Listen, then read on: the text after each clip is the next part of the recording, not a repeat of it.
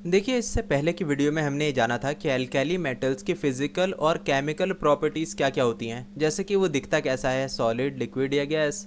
मतलब कि दिखता तो सॉलिड ही है, पर उसमें लस्टर होता है कि नहीं होता, सॉफ्ट होता है या हार्ड होता है, इलेक्ट्रॉन एक्सेप्ट करता है या फिर इलेक्ट्रॉन छोड़ देता है, और जब वो ऐसा करता है तो क्या एनर्जी आपको देनी पड़ती है उसे या फिर खुद एनर्जी छोड़ता है। उसके अलावा केमिकल प्रॉपर्टीज़ में हमने जाना था कि कौन कौन से एलिमेंट्स के साथ आसानी से रिएक्ट कर लेता है और किन के साथ रिएक्ट नहीं करता। और फिर हमने उसके यूज़ भी जाने थे, जैसे कि लिथियम का इस्तेमाल हम बैटरी बनाने के लिए कर लेते हैं, तो सोडियम का इस्तेमाल हम कर लेते हैं खाने के लिए नमक में, और पोटेशियम का इस्तेमाल कर लेते हैं हम फर्टिलाइज़र्स वगैरह बनाने के लिए। और भी काफ़ी कुछ जाना था हमने।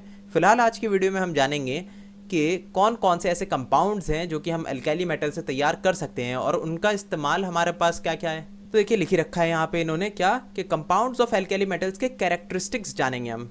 और जो जो मैंने हाईलाइटेड एरिया है ना यहाँ पे कर रखा है, वो सब आपके भी काफ़ी काम आएंगे अगर आप इन्हीं का नोट्स बना लेंगे तो। मतलब इन्हीं को हाईलाइट कर लिए अपनी कॉपी के अंदर, कॉपी नहीं बुक के अंदर, और फिर उसके बाद रिवाइज करेंगे तो अच्छे से रिकॉल हो जाएगा आपका सब कुछ। अलग से आपको नोट्स भी बनाने की ज़रूरत नहीं पड़ेगी। देखिए, सबसे पहले कंपाउंड की बात करें तो होगा आपका ऑक्साइड्स और हाइड्रोक्साइड्स। देखिए, ऑक्साइड आपको पता है ऑक्सीजन के साथ कोई भी चीज़ रिएक्ट करेगी तो ऑक्साइड बनाएगा, और हाइड्रोजन ऑक्सीजन दोनों के साथ रिएक्ट करेगा तो हाइड्रोक्साइड बनाएगा। यहाँ देखिए, लिथियम हो, पोटेशियम हो, सोडियम हो, कोई सा भी हो, इनका ऑक्साइड आपको इसी तरीके का पाउडर शेप में मिलता है। और ऑक्साइड बनाना कोई बड़ी बात नहीं है। आप देखिए, दो मेटल का एटम है, एक ऑक्सीजन का एटम है, तो ये आपका ऑक्साइड कहलाएगा। ऑक्साइड बन सकता है, पर ऑक्साइड भी बन सकता है, सुपर ऑक्साइड भी बन सकता है। ठीक है, अब तीनों में फ़र्क क्या हो गया?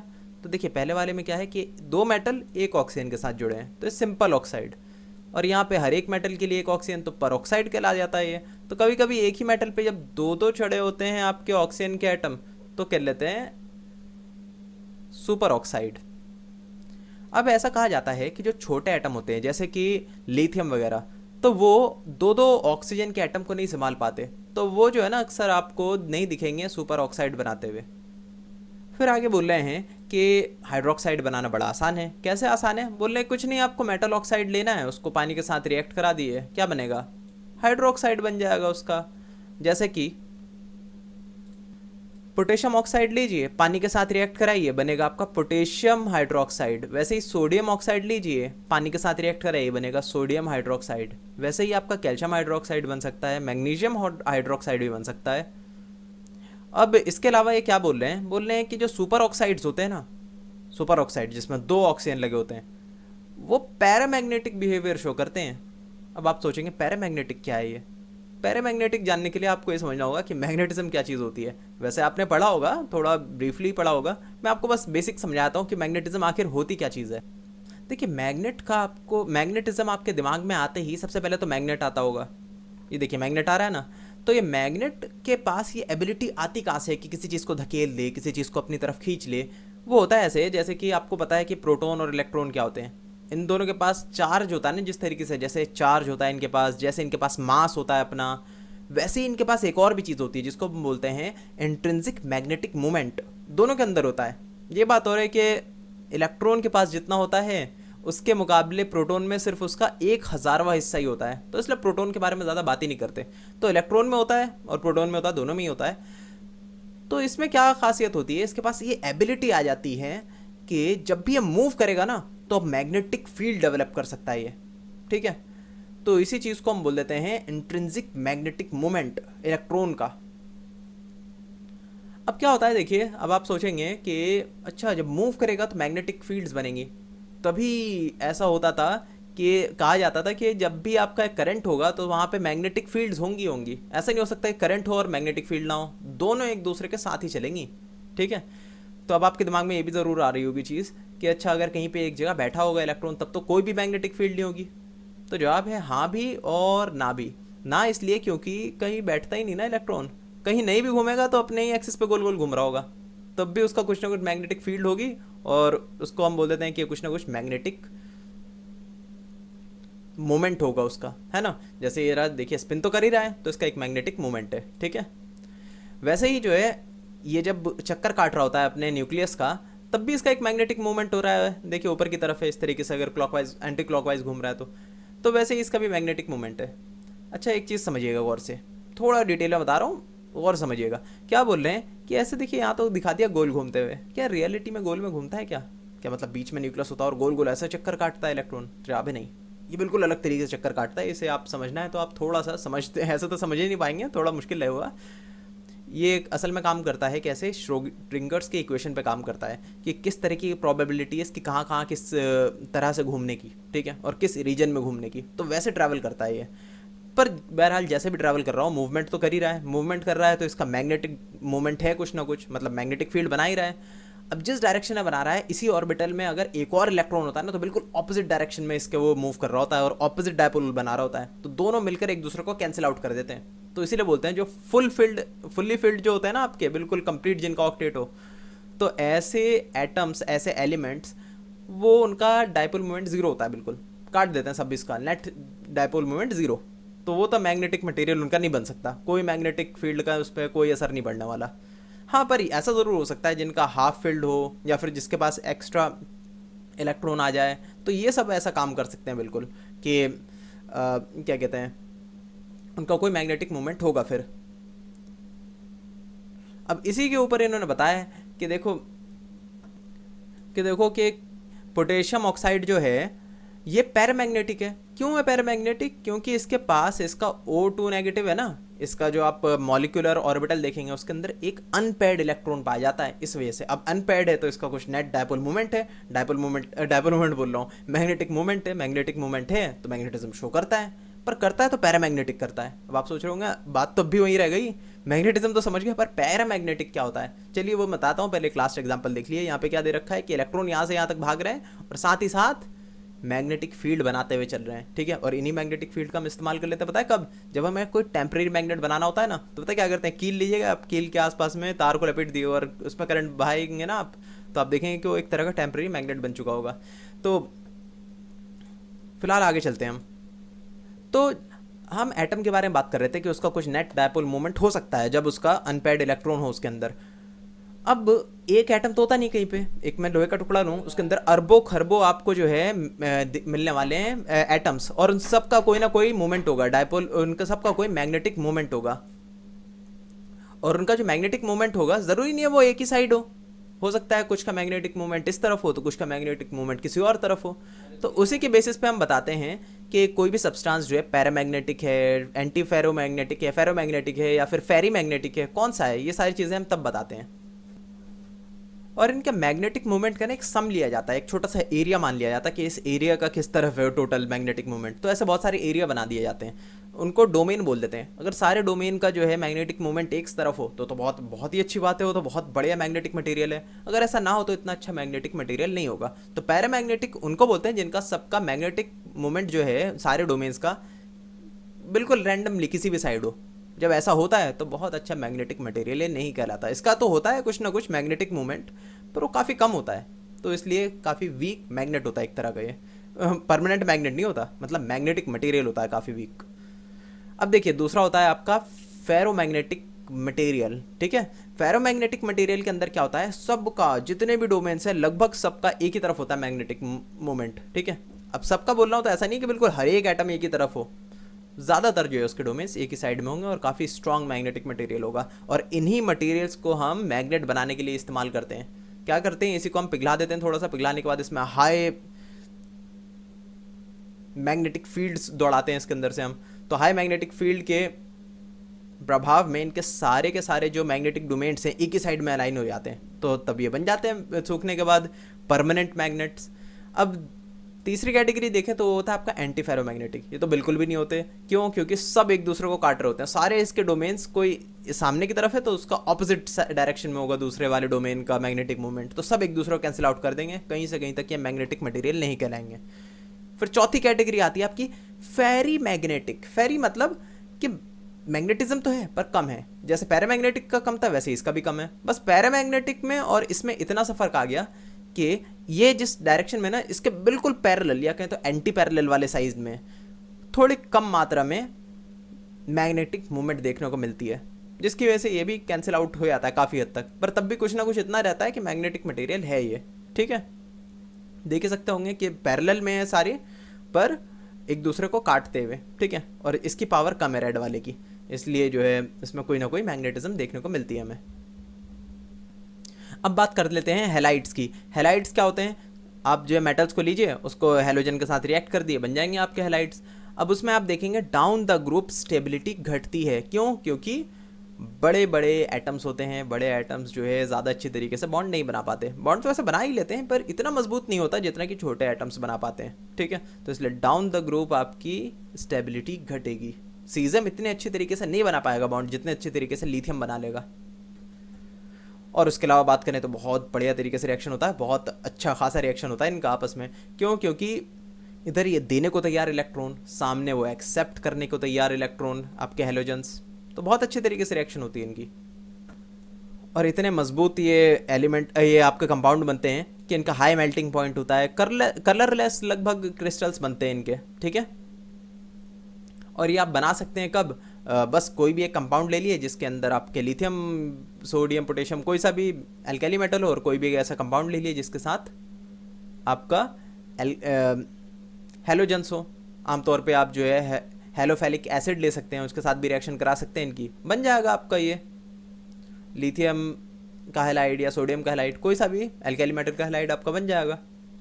हाँ, ये बात और है, ये देखिएगा कि कोई बहुत ही मजबूत तरीके से बॉन्ड के साथ ना चिपका हुआ हो आपका हेलोजन या फिर ये लिथियम, वरना फिर दिक्कत होगी तोड़ने फोड़ने में। वैसे आप देखें तो स्टेबिलिटी इनकी सबसे ज़्यादा होती है पीरियोडिक टेबल में, तो बहुत आसानी से रिएक्ट तो कर जाने चाहिए आमतौर पे। हर तरह के मॉलिक्यूल्स को छोड़कर आ जाएंगे, खुद ही रिएक्ट कर लेंगे। जब बोल रहे हैं कि फ्लोराइड्स का जो एंथैल्पी है, एंथैल्पी चेंज मतलब कि कितनी एनर्जी निकलेगी उसके अंदर से, जितना स्टेबल हो जाएगा वो रिएक्शन करने के बाद, वो डाउन द ग्रुप घट जाती है। Down the group less negative हो जाती है, ऐसा बोल सकते हैं। एनर्जी कम छोड़ेगा वो, इतने नहीं छोड़ेगा वो, इतना ज़्यादा स्टेबल नहीं होगा जैसे जैसे डाउन द ग्रुप आएगा वो। मतलब कि सीजम के साथ इतना अच्छा बॉन्ड नहीं बनाएगा जितना वो लिथियम के साथ बॉन्ड बना लेगा, ये कहने का मतलब है इसका। और फिर मेल्टिंग पॉइंट और boiling point down the group घटती है, जो मैं ऑलरेडी बता चुका हूँ। सॉल्युबिलिटी पानी के अंदर इसकी होती है, सॉल्युबल होता है पानी के अंदर, पर लिथियम फ्लोराइड इतने अच्छे तरीके से सॉल्युबल नहीं होता, और ना ही सीजियम आयोडाइड। अब हम बात कर लेते हैं ऑक्सो एसिड्स के सॉल्ट्स की। मतलब कि जब आप कोई भी लिथियम हो, सोडियम हो, पोटेशियम हो, इनके रिएक्शन कराएंगे ऑक्सो एसिड्स के साथ तो क्या बनेगा? सॉल्ट बनेगा। बचपन में ही पढ़ा था हमने कि मेटल की रिएक्शन कराएंगे आप एसिड के साथ तो बनता है सॉल्ट। तो जब सॉल्ट बनेगा तो किस तरीके का बनेगा ये जानेंगे। तो कार्बोनेट बनते हैं, कार्बोनेट, ठीक है। अब देखिए ऑक्सो एसिड्स होते क्या हैं, बहुत ही आसान चीज़ है, कुछ भी नहीं है। ऑक्सो एसिड क्या कि कोई एक एटम के साथ, देखिए ऑक्सो का नाम लिखा हुआ है मतलब कि ऑक्सीजन होना चाहिए, ऐसा कोई एसिड हो, ठीक है। ऑक्सीजन हो, साथ ही साथ हाइड्रोक्साइड भी हो उसके पास, ठीक है। तो यहाँ पे देखिए ये है आपका सल्फर, ऑक्सीजन भी जुड़ा है साथ में, हाइड्रोक्साइड भी जुड़ा हुआ है, बन गया ऑक्सो एसिड। वैसे ही एक और चीज़ भी है आपका, ये आपका कार्बोनिक एसिड, ये भी होता है ऑक्सो एसिड। वैसे आपका सल्फ्यूरिक एसिड जो यहाँ पे मैंने बना रखा था वो सल्फ्यूरिक एसिड ही है। वैसे ही आपका नाइट्रिक एसिड भी होता है, आप खुद ही चेक कर सकते हैं ना। यहाँ पे देखिए, यहाँ पे सल्फ्यूरिक एसिड का तो मैंने बता दिया था, यहाँ पे ऑक्सीजन, यहाँ पे हाइड्रोक्साइड, बन गया। और वैसे ही आपका जो है कार्बोनिक एसिड के अंदर इधर हाइड्रोक्साइड, इधर ऑक्सीजन, ये भी बन गया आपका। और इधर आपका जो है नाइट्रिक एसिड के अंदर इधर है आपका हाइड्रोक्साइड, इधर ऑक्सीजन, ये भी आपका ऑक्सो एसिड। तो अब आपसे कोई भी पूछे कि ऑक्सो एसिड क्या होता है तो आप क्या जवाब देंगे? कि जिसके अंदर ऑक्सीजन भी हो और हाइड्रोक्साइड भी हो, उसी को बोल देते हैं हम ऑक्सो एसिड। हाँ, दोनों एक ही एटम के ऊपर चिपके होने चाहिए, ठीक है। तो होता क्या है कि मान लिए कि आपका ये कार्बोनिक एसिड है, मैंने 2 लगाना भूल गया यहाँ पे, H2CO3, उसके साथ आप मेटल की रिएक्शन कराएंगे तो क्या बनेगा? मेटल कार्बोनेट बनेगा और हाइड्रोजन गैस निकलेगी, ठीक है। या तो मेटल कार्बोनेट निकल सकता है या फिर मेटल हाइड्रोजन कार्बोनेट निकल सकता है, दोनों में से कुछ भी निकल सकता है। अब इसी को हम बोल देंगे सॉल्ट, ये सॉल्ट हुआ ना एक तरह का।